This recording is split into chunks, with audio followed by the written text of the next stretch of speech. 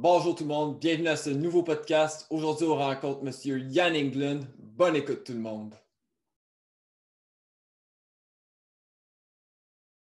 Salut Yann, comment ça va? Ça va super bien. Puis toi? Ça va très bien, merci. Alors Yann, deuxième long métrage. Puis les dernières années, tu étais sur des séries télé. Dis-moi comment c'était de enfin retourner sur un plateau de faire un film. C'était vraiment, j'avais vraiment hâte parce que, dans le sens que, mais c'est surtout j'avais hâte parce que c'est un film sur lequel je travaille depuis 5 ans maintenant.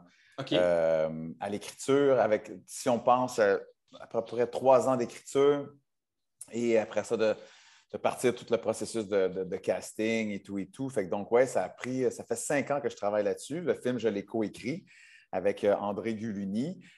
Et puis, fait que puis entre-temps, mais tu sais, entre-temps, j'ai eu la chance de tourner aussi des séries télé, comme tu l'as dit. Puis c'est le fun parce que ça me permet toujours de raconter des histoires. C'est ça qui me passionne. Puis Ouais. de raconter des histoires que, dans le cas des séries télé que d'autres scénaristes ont écrit.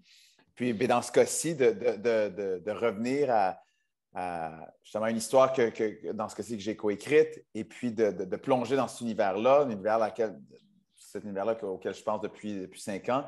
C'est vrai, je suis vraiment content. Puis surtout que là, le film est sorti, il est partout au Québec. Fait que de pouvoir le partager avec les gens, de pouvoir que les gens me reviennent avec leurs commentaires et tout ça, j'adore ça. C'est palpitant. Ouais. D'ailleurs, dans 1,54, le sport était la course. Puis là, Ouais. dans Sam, on évoque la natation. Pourquoi avoir choisi ce sport? La natation, c'est un sport que je fais depuis que j'ai l'âge de 5 ans. Ah, OK. Ouais, moi, j'ai fait des compétitions de natation. J'ai aussi par la suite entraîné des jeunes âgés entre 6 et 18 ans à la natation. Et puis, fait que c'est un sport qui m'a toujours passionné. En fait, le sport en général, ce que j'aime, c'est que ça amène un côté de dépassement de soi. Ah oui, c'est ça qu'on voit dans chaque film. Oui, ben c'est ça. Il y a le dépassement de soi. Il y a aussi de se fixer des objectifs et de surpasser ses limites. Et aussi, particulièrement dans ce film-ci, parce qu'il n'y avait pas ça avant dans une 54, le sport servait plus de rédemption au personnage de Tim. Ici, pour Sam, Sam, dès le début, c'est un nageur de très haut niveau. Il s'entraîne comme c'est pas Très possible fort pour depuis les qu'il est tout petit. Olympiques. Il a un objectif, les Olympiques, et il va tout. Ouais, c'est ça. Puis il y a un dévouement total et entier pour sa passion. Et c'est ça et on le voit en ce moment, les athlètes, tant masculins que féminins, aux Olympiques en ce moment, on le voit à quel point, quand on les regarde aller, on se dit toujours hey, as-tu pensé à tous les sacrifices que ça a pris pour se rendre où est-ce qu'ils sont? Et fait que c'est ça. Fait que je trouvais que le sport avait aussi un côté que je pouvais utiliser de dépassement de soi, mais aussi qui se liait bien avec un côté thriller. Parce que Ben oui. pour moi, Sam, il y a le côté thriller que je voulais amener, un côté d'action. Puis je trouve que la natation, c'est un sport qui va vite, qui a de la force, qui a de la puissance. Ça demande beaucoup d'entraînement. C'est un sport aussi qui peut être très essoufflant aussi. Donc, tout ça, ces éléments-là venaient en sorte que ça se mariait bien avec l'énergie que je souhaitais transmettre dans le film. Ouais, puis d'ailleurs, ce que j'ai beaucoup aimé du film, tout comme une 54, parce que tu sais, une 54, t'envoyais les annonces, on savait qu'il allait y avoir de l'intimidation, puis qu'il y avait alors la course. Là, moi, je pensais que la course allait jouer le plus gros rôle, puis même chose avec ça, avec la natation, je pensais que la natation allait jouer le plus gros rôle. Mais finalement, en le voyant le film, on se rend compte que Bien finalement, d'autres affaires. Hein? c'est ça, ça deal avec pas juste la course, mais tout comme dans une 54, le deuil. Puis Ouais, dans en Sam, on quelque retrouve sorte, ouais. la culpabilité, puis l'honnêteté. Pourquoi tu choisis ces sujets dans ce film-là? J'avais un désir de surprendre les gens, d'être dans l'action. Puis, en fait, les thématiques, si l'on veut, que je souhaitais avoir dans le film, c'était il y a 3 grandes questions que mon co-scénariste et moi, on s'est posées dès les tout débuts. La première, c'était quand on est passionné, quand on a un rêve et que c'est ça qui nous tire vers l'avant, c'est ça qui nous drive. Ben Jusqu'où ouais. on est prêt à aller pour ne pas tout perdre? Fait que ça, Exactement. Ouais, fait que ça, c'était la grande question qu'on se posait. Ensuite de ça, l'autre question, puis que c'est une phrase qu'un des personnages va dire dans le film, c'est le personnage d'Océane qui va dire ça à Sam, puis sans rien révéler, mais elle lui dit à un moment donné, elle dit, tu sais, Sam, ce qui t'arrive, c'est pas toujours la faute des autres. Exactement. Puis ça, je trouvais ça intéressant parce que, tu sais, souvent, on vit des trucs dans la vie, on l'a vu là, au cours de la dernière année et demie avec la pandémie et tout ça, puis on était OK, il y a un arrêt mondial, il y a ça, il se passe plein d'affaires, puis parfois, on peut avoir tendance à plus à se dire, ah, tout ce qui m'arrive, c'est injuste et tout ça, ça prend de maudit bon sens. Mais à un moment donné, tu te rends compte que, et peut-être qu'il y a d'autres mondes qui vivent d'autres choses qu'on ne sait pas et que c'est peut-être dramatique. Donc, il y avait ça, ce niveau-là. Et aussi, il y avait l'autre côté que moi, ce que j'aime beaucoup quand je vais voir un film, c'est quand, mettons, je vois une situation, puis je me dis, et si ça m'arrivait, qu'est-ce que je ferais? Comment je réagirais? Ou si ça arrivait à quelqu'un que j'aime, mon frère, un frère, une sœur, pour certains parents, leurs enfants, si ça arrivait à un ami, si ça arrivait à quelqu'un que je connais, qu'est-ce que je ferais? Fait que c'était ça les grandes lignes. Évidemment, je ne dirai rien à tes auditeurs, mais ils découvriront dans le film. Mais c'était tout ça les thématiques, en fait, les questions que je me suis posées et qu'on s'est posées avec mon co-scénariste au tout début pour, si l'on veut, bien enligner l'histoire de Sam, qui est joué par Antoine-Olivier Pilon. C'est un nageur de haut niveau qui a une grande passion, qui a un rêve, c'est de se rendre jusqu'aux Olympiques.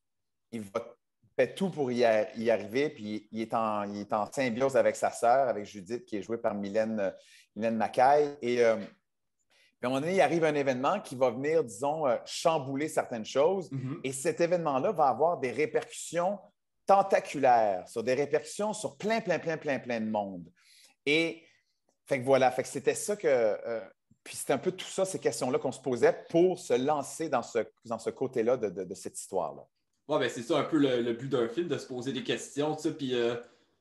Mais d'amener les mondes dans l'émotion. Tu sais, Exactement. Moi, ce que j'aime, c'est ça. Dans un film, c'est quand, peu importe l'émotion qu'on va vivre, c'est de vivre une émotion. Que ce soit une émotion de peur, que ce soit une émotion de Oh my God, qu'est-ce qui va se passer, qu'est-ce qui va se passer, d'action. Puis dans le film aussi, il y a des moments de lumière, il y a des moments d'espoir, il y a des moments, des moments touchants, des moments plus de drame, il y a des moments d'action. Exactement. Le but pour moi, c'est ça, c'est de faire vivre des émotions aux gens qui vont aller voir le film. Exactement. Mais d'ailleurs, c'est drôle parce que tantôt, tu parlais de la pandémie. Il a fallu que tu arrêtes le tournage parce que la pandémie commençait à devenir mondiale. Est-ce que ça a été difficile pour toi d'accepter d'arrêter le film? Ça a été difficile comme. Parce que c'est sûr que tu avais les précautions au tournage, mais est-ce que ça a été difficile de tourner le film en temps de pandémie par après quand tu avais commencé qu'il n'y avait pas encore de pandémie? Bien, en fait, c'est certain qu'il y a eu tout un défi là-dessus. Ça, c'est certain. Je te dirais que le défi, parce que, tu sais, oui, nous, on a tourné une bonne partie du film avant la pandémie. Quand est arrivé le 13 mars, c'est certain que là, bien, comme la planète entière, on s'est arrêté. Mm-hmm. Et puis, en même temps, on s'est dit, puis au tout début, on se rappelle qu'on ne savait pas combien de temps on s'arrêtait. Au début, on pensait que ça allait être 2-3 semaines. Fait que ça a duré des mois. Ça a duré des mois. Mais pendant ce temps-là, à un moment donné, moi, je m'informais à savoir à quoi allaient ressembler les mesures sanitaires sur les plateaux de tournage et ça allait de quoi les défis en parlant avec d'autres réalisateurs, réalisatrices, des gens qui avaient peut-être recommencé ailleurs dans le monde avec des tournages. Je m'informais, je regardais, je lisais là-dessus. C'est certain que ça a amené son lot de défis. Je te dirais que quand on est arrivé sur le plateau de tournage après des mois, étrangement, dès la première prise, avec les acteurs, avec toute l'équipe, on a eu l'impression que c'est comme si on avait eu une fin de semaine puis qu'on reprenait. Parce que l'émotion, les acteurs étaient déjà habités, les actrices étaient déjà habitées par leurs personnages. Mm-hmm. Et donc, il n'y a pas eu même s'il y a eu un laps de temps de 3 mois environ entre l'arrêt qu'on a repris, quand on a repris, c'est comme si il n'y avait pas eu d'arrêt. Et moi, c'était très important parce que dans Sam, dans l'histoire, moi, je n'ai pas envie que la COVID existe dans le film. Ben, si tu pensais ça que tout le monde veut aussi. COVID. Ben, c'est ça, tu sais. Fait que moi, je n'avais pas envie de ça. Puis, je ne voulais pas me montrer ça. Puis, je ne voulais pas non plus qu'on la sente à l'écran. Puis, de toute façon, j'en ai beaucoup de jours avant. Fait que l'objectif, c'était justement ça, c'est que tout ça s'enchaîne bien sans qu'on sente une différence entre le avant et après. Et je crois que ça marche bien parce que les gens ne sont pas capables de dire qu'est-ce qui a été tourné avant, qu'est-ce qui a été tourné après. C'est parfait. Puis jamais je dirais aux gens, voici telle ou telle scène qui a été tournée avant ou après. Mais par contre, je te dirais qu'un des défis que ça a amené, que ça a apporté, c'est beaucoup aussi pour Antoine-Olivier Pilon. Ah ouais? Parce qu'Antoine, oui, parce que, en fait, un défi de garder la forme physique. Ah ben oui. Tu sais, Antoine, dans le film, il joue un nageur de haut niveau. Au tout début, Antoine Olivier, ce n'est pas un nageur et ce n'est pas quelqu'un qui tripait tant sur l'eau, pour dire la vérité, et la piscine et la natation. Mais quand il a décidé d'embarquer dans l'histoire et dans le projet, je savais que Antoine, parce qu'il se dévoue toujours corps et âme pour sa passion qui est le jeu et d'être le plus vrai possible, le plus authentique possible, je te dirais que quand j'ai su qu'il allait embarquer, nous, immédiatement, on lui a trouvé une équipe pour l'aider, une équipe pour l'amener au niveau. Parce que moi, j'ai dit à Antoine, moi, je veux te voir nager, je veux te voir dans l'eau, je veux sentir. Puis la shape d'un nageur, la forme physique, la musculation d'un nageur, c'est spécifique. Il y a une shape particulière. Puis même Antoine, il voulait que ce soit le plus vrai possible. Donc, on lui a trouvé un entraîneur de natation qui a amené des nageurs jusqu'aux Olympiques. Wow. Donc, on a un super entraîneur. On y a trouvé aussi un nutritionniste ainsi qu'un entraîneur de musculation. Oui, parce qu'il était bâti dans le film, là. Oui, bien c'est ça. Fait que, c'est parce que c'est un nageur de haut niveau. Fait que donc, pendant des mois et des mois et des mois, Antoine s'est entraîné, il s'est dévoué à son personnage et tout ça.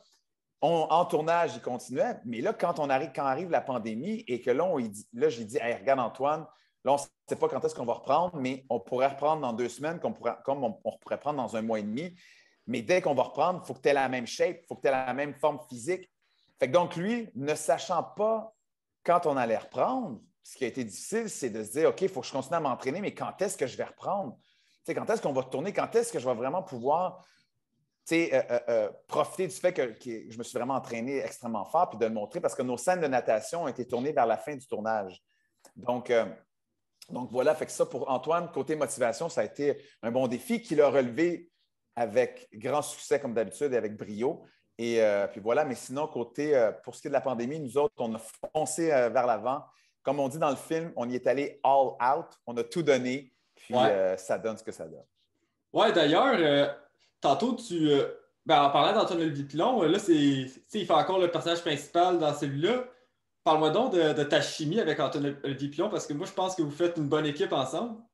Merci. Je te dirais que la chimie avec Antoine, elle est elle est particulière parce que c'est vrai que je l'ai connu sur une 54 et j'ai découvert tout son talent. Je l'avais vu dans d'autres films avant une 54, mais j'ai découvert tout son talent, toute sa force en tant qu'acteur, en tant que comédien.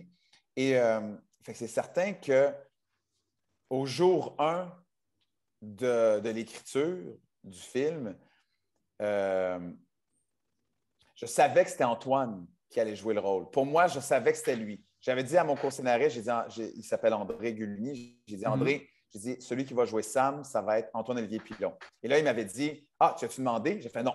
Tu vas-tu demander? Pas tout de suite. Tu vas lui demander quand? À la fin, quand on va avoir fini d'écrire. Ah oui, vas-tu dire, tu es certain qu'il va dire oui? Ah oui, il va dire oui, il va dire oui. Mais je n'étais vraiment pas certain. Et comme de fait, quand je l'ai approché la première fois, Antoine, il y avait des réserves et il y avait de grandes réserves. Très réservé, justement, ce n'est pas un nageur. Et en plus, Antoine est asthmatique. Donc, de se lancer dans l'eau et de jouer un rôle aussi… quand tu es sur le bord d'une piscine, tu ne peux pas tricher quoi que ce soit, tu es en speedo. Fait que, il n'y a rien que tu peux tricher, il n'y a rien que tu peux camoufler. Il faut que tu sois un vrai nageur. Fait que donc, Antoine, il a hésité. Puis à un moment donné, il est revenu en me disant, OK, c'est beau, j'embarque. Puis à partir de ce moment-là, Antoine et moi, c'est vrai je sais comment lui parler, je sais comment l'amener où on a besoin d'aller. Puis en même temps, je connais toute la panoplie d'émotions et la force d'acteur qu'est Antoine. Donc, ce lien-là, je savais que pour moi, il allait donner une performance au-delà de ce que je pouvais imaginer. D'ailleurs, dans le film, tantôt, tu disais que tu entraînais des jeunes, tout ça.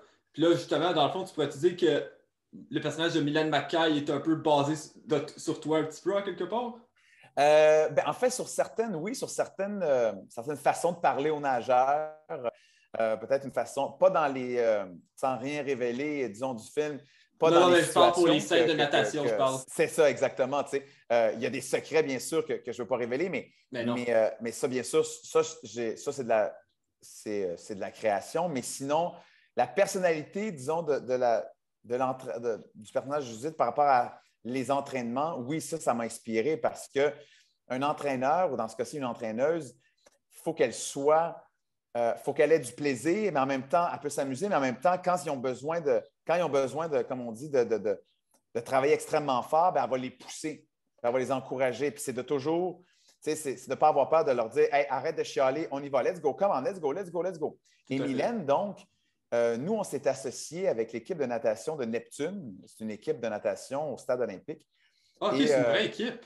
c'est une vraie équipe de natation parce que, comme pour une 54, une 54, j'avais décidé de plonger mes acteurs dans une vraie école avec des vrais étudiants. On avait tourné le film pendant l'année scolaire, pendant les heures de cours et avec vous autres, avec des vrais étudiants. Mm-hmm. Et donc, fait que je voulais faire un peu le même principe avec Sam par rapport à, si l'on veut, bien entourer Antoine de vrais nageurs. Et donc, tous les nageurs que l'on voit dans le film, ce sont des vrais super athlètes. Même chose, on a des nageurs et des nageuses. Il y a une scène d'essai olympique où ce sont des vrais nageurs et nageuses. Ça, j'adore. Oh, oui, c'est ça. Et donc, fait que l'équipe et moi, on s'est associés à l'équipe de natation de Neptune, j'ai amené Mylène, parce que Mylène aussi avait une préparation à faire, comme Antoine, une préparation de comprendre, parce que Mylène n'a jamais entraîné personne, ne connaît pas le monde de la natation, fait qu'elle a dû apprendre ça. Ben, c'est important. C'est extrêmement important, puis elle l'a fait de façon merveilleuse. Et justement, quand je l'ai amenée rencontrer l'équipe Neptune, je lui ai présenté tous les entraîneurs et les entraîneuses. Et là, je lui ai dit, Mylène, je te laisse avec toute cette équipe-là. Bonne chance. Maintenant, c'est à toi d'apprendre. Et donc, Mylène, en tant qu'excellente actrice qu'elle est, et aussi, elle a fait ses recherches et elle a vraiment compris l'énergie des entraîneurs et des entraîneuses, de la façon de parler, comment, tu sais, ça va au détail jusqu'à comment tenir un chronomètre dans ses mains.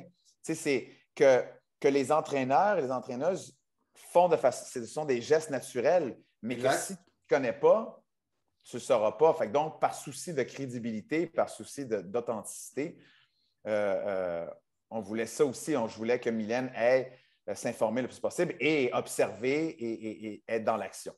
Ben moi, je pense que c'est la meilleure façon d'avoir un portrait réaliste de ce qu'on veut.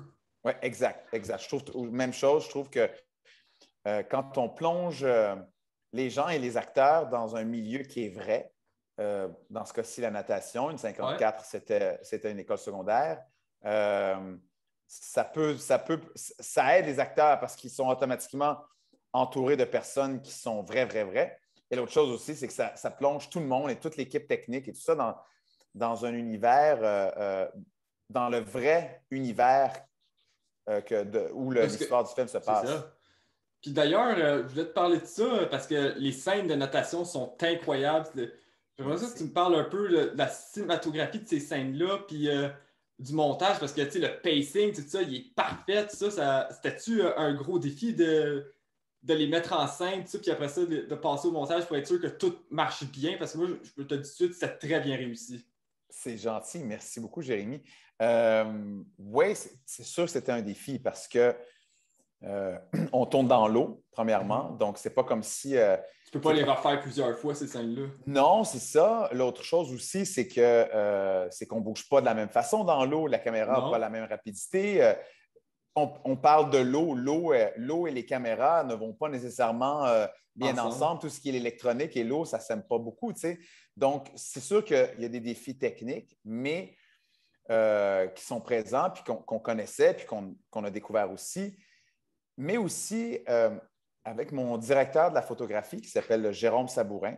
On le salue.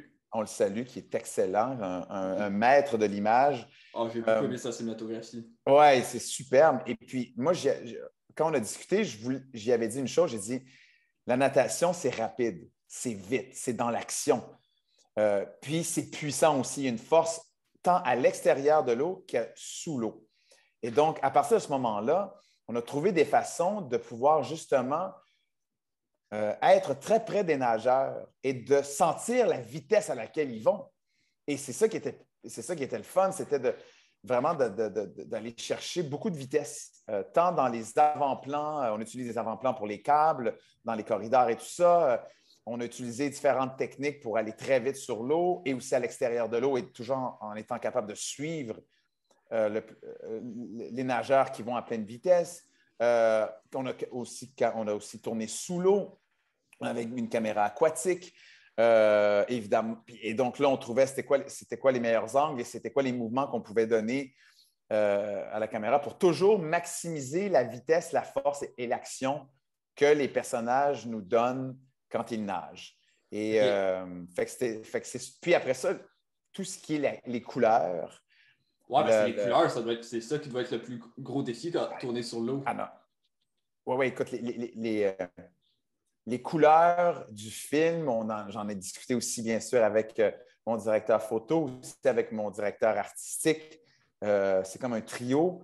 Habituellement, quand on travaille avec le directeur artistique et le directeur photo, et moi, donc, pour arriver, OK, c'est quoi les couleurs qu'on veut donner? C'est quoi l'ambiance que l'on veut donner? Puis il y avait vraiment là une ambiance qu'on voulait donner dans ces scènes sportives-là, de sport, de haut niveau, de vitesse, d'action, de force.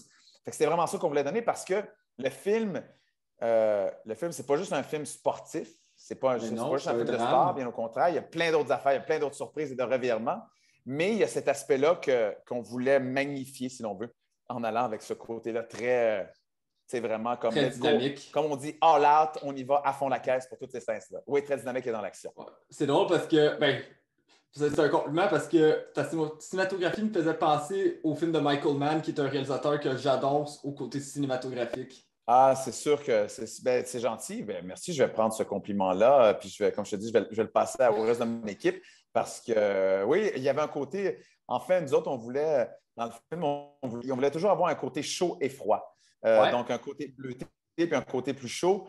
Parce qu'à cause de tout ce qui se passe dans le film, à cause de différents revirements, puis de ce que les personnages vivent, il y avait toujours ce côté-là de le combat entre le chaud et le froid. Donc, c'est gentil, je prends puis je passe ce compliment-là à toute mon équipe. C'est bon, c'est bon. D'ailleurs, Yann, ce que j'ai trouvé intéressant dans Sam, tu as décidé d'aborder la relation frère-sœur. Pourquoi? Parce que dans 1,54, Tim, il n'y avait pas de frère ni de sœur. Puis, dans le fond, il était élevé par son père, mais là, dans Sam, là, il est pas mal élevé par sa sœur. Pourquoi avoir choisi ça? Oui, ce que je voulais c'est vrai que dans une 54, il n'y avait pas du tout ce lien-là. C'était vraiment un père avec son garçon. Mais pour Sam, je trouvais ça super intéressant. Enfin, on a trouvé ça à l'écriture super intéressant. On n'avait pas vu ça encore, de ce que je me souvienne, une relation comme ça, frère-sœur au cinéma. Je n'ai pas souvenir. Je suis certain qu'il y en a eu, là. Oui. Je ne me souvenais pas mais je comprends ton point. D'en avoir vu des histoires. Puis je trouvais que ça amenait quelque chose de fort intéressant à l'histoire, leur dynamique à ce duo-là. Et surtout aussi, c'était très plaisant de pouvoir voir Mylène Mackay et Antoine-Olivier Pilon ensemble. Ils n'avaient jamais joué ensemble. Et le fait de les réunir à l'écran, non, vraiment, j'étais très heureux. Puis ça amène une dynamique, une force entre ces deux-là. Puis ces deux-là foncent vers l'avant. Il y a une raison pourquoi que l'un et l'autre comptent. Les deux comptent sur l'un et l'autre. Les gens découvriront pourquoi dans le film. Puis en même temps, Judith aussi, le rôle de Mylène, qui est la sœur de Sam, fait des sacrifices. Son frère en fait, Sam en fait, mais elle aussi, elle en fait. Puis on va découvrir pourquoi. Et fait que je trouvais ça super intéressant d'aller dans un genre, dans une relation comme celle-là, puis de voir jusqu'où ça peut aller, puis jusqu'où, justement, quand certaines situations arrivent, jusqu'où on est prêt à aller pour ne pas tout perdre en tant qu'athlète, en tant qu'entraîneur, entraîneuse et en tant que frère et sœur, disons. J'aimais beaucoup leur chimie ensemble, d'ailleurs. Yann, on t'a tous découvert en tant que Darius dans Une Grenade avec ça. Après ça, tu as fait d'autres rôles. Puis là, tu es arrivé en 2013, tu as été nominé aux Oscars pour ton court-métrage Henri. Puis là, après ça, depuis ce temps-là, on t'a vu encore jouer dans la partie 5e. Puis là, 2016, tu as sorti une 54 qui t'a permis après ça de réaliser des séries. Tu as gagné d'ailleurs au gala de la disque pour meilleur clip pour la saison début de Patrice Michaud, qui m'a d'ailleurs beaucoup touché parce que j'avais perdu 2 membres de ma famille du cancer. Puis là, maintenant, on t'a vu réaliser les 2 dernières des Pays d'en haut. Est-ce que tu penses maintenant te concentrer seulement à la réalisation? Non, en fait, moi, je me concentre sur une chose, c'est de raconter des histoires. Okay. C'est ça qui me passionne. Fait que autant en tant que comédien, le métier de comédien me passionne. Le métier de réalisateur me passionne. Celui de scénariste et d'animateur tout autant.